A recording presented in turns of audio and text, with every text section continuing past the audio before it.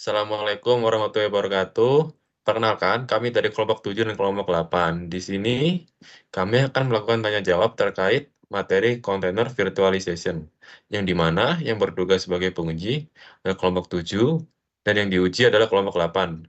Baik, langsung saja ke soal pertama.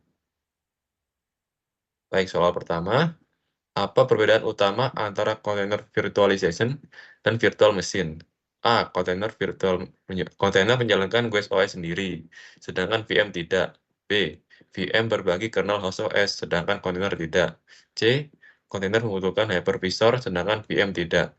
Dan D. Kontainer berbagi kernel host OS, sedangkan VM menggunakan GUI OS. Baik, untuk pertanyaan ini saya akan tunjuk Reza Afafi. Silakan Reza Afafi. Nanti juga berikan alasannya juga. Oke, siap, Bang Gusti. Menurut saya jawabannya itu D. Kontainer berbagi kernel host OS, sedangkan virtual machine menggunakan guest OS. Alasannya, kontainer tidak memiliki guest OS sendiri dan berbagi kernel dengan host OS. Sedangkan virtual machine menjalankan guest OS lengkap, sehingga virtual machine lebih berat dibandingkan kontainer. Baik, jawabannya betul ya. Selanjutnya dilanjutkan oleh rekan saya. Oke, kita lanjut ke soal yang nomor 2. Kita bacakan terlebih dahulu untuk soalnya. Teknologi utama pada Linux yang digunakan untuk membatasi dan mengatur resource container adalah A. Kernel Control Group, B. Hypervisor, C. Virtual BIOS, D. Virtual Device Driver. Untuk soal ini, saya akan menunjuk Audrey untuk menjawabnya. Baik, mungkin saya akan jawab jawabannya itu A, kernel control group apa atau bisa disebut juga C groups, karena kernel control groups berfungsi untuk mengatur dan membatasi penggunaan resource seperti CPU, memori, dan I/O agar kontainer tidak menggunakan resource secara berlebihan.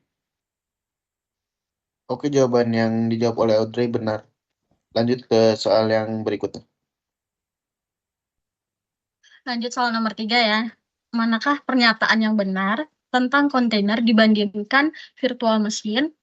A. Kontainer lebih ringan dan memiliki overhead lebih kecil. B. Kontainer lebih besar karena memiliki OS sendiri. C. Kontainer tidak bisa dijalankan di Linux. Dan D. Kontainer selalu lebih lambat dari virtual machine. Soal ini dituju untuk Alisa. Berikan opsi dan alasannya ya. Oke, untuk soal nomor 3 itu menurut saya jawabannya itu yang A, yang kontainer lebih ringan dan memiliki overhead lebih kecil. Karena kontainer ini dia tidak menjalankan OS-nya sendiri, makanya dia lebih ringan dan memiliki overhead yang lebih kecil dibandingkan virtual machine.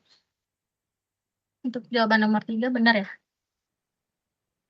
Oke, lanjut ke soal nomor 4. Saya mau nanya ke Bang Andrian. Di soal nomor 4 ini, pada container virtualization, proses I/O, input atau output, aplikasi dilakukan melalui apakah A. Emulator hardware, B. GUI OS dan virtual device, C. Hypervisor interception, atau D. Kernel host OS secara langsung, dan berikan alasannya. Baik, saya izin menjawab. Menurut saya itu jawabannya D, Bang. Karena kontainer itu langsung menggunakan kernel host OS sehingga proses input-outputnya berjalan lebih sederhana tanpa GUI OS ataupun hypervisor tambahannya. Sekian dari saya. Ya, jawabannya adalah benar. Boleh dilanjutkan? Baik, yang terakhir soal nomor 5. Manakah keuntungan utama penggunaan kontainer dalam arsitektur microservice? A. Membutuhkan resource hardware besar. B. Skalabilitas dan deployment lebih cepat. C. Setiap layanan harus dijalankan di VM terpisah. D. Update aplikasi menjadi lebih lambat. Untuk pertanyaan terakhir, saya akan tunjuk kembali Reza Afafi. Oke, menurut saya jawabannya itu B, skalabilitas dan deployment lebih cepat.